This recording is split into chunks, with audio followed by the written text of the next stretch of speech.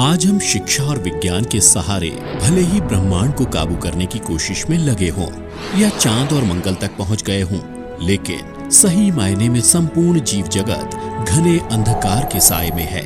विकासशील देश हों या विकसित देश, सभी में हिंसा और आतंक, आपसी हिंसात्मक झगड़े, गांव से लेकर शहरों तक व्यापारिक और राजनीतिक हिंसा, द्वेष भावना और अहंकार के चलते लोग एक दूसरे के खून के प्यासे बने हुए हैं।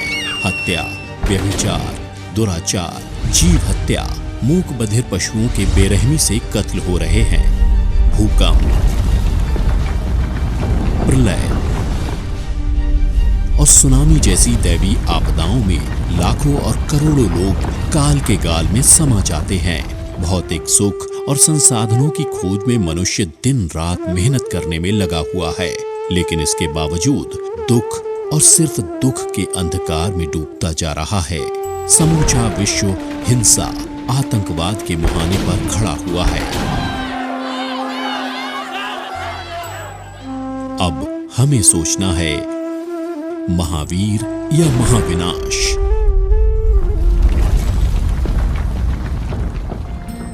निश्चित ही हमारा फैसला होगा महावीर और सिर्फ महावीर, यानी जियो और जीने दो। आज धर्म के मूल मर्म अहिंसा का अभाव है। निश्चित ही भगवान महावीर की वाणी ही हमें इन दुखों से मुक्ति दिला सकती है। आज पंचम काल में भगवान महावीर तो हमारे बीच नहीं हैं, लेकिन उनके द्वारा बताया गया मार्ग हमारे पास जिनवाणी के रूप में हमारे आचार्यों ने देकर बहुत बड़ा उपकार हमारे ऊपर और पूरे मानव जीवन पर किया है।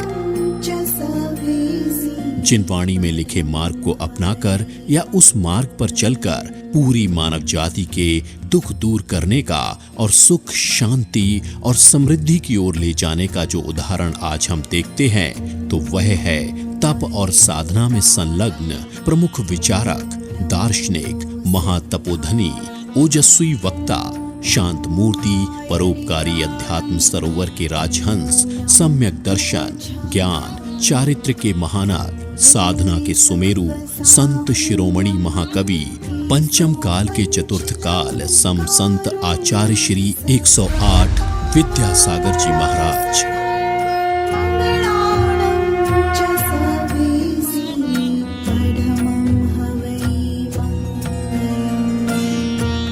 पूज्य आचार्य श्री न केवल श्रावण संस्कृति के दैदीप्यमान नक्षत्र हैं, बल्कि पूरी भारतीय संस्कृति को उन्होंने अपनी साधना के बल पर गौरवान्वित किया है।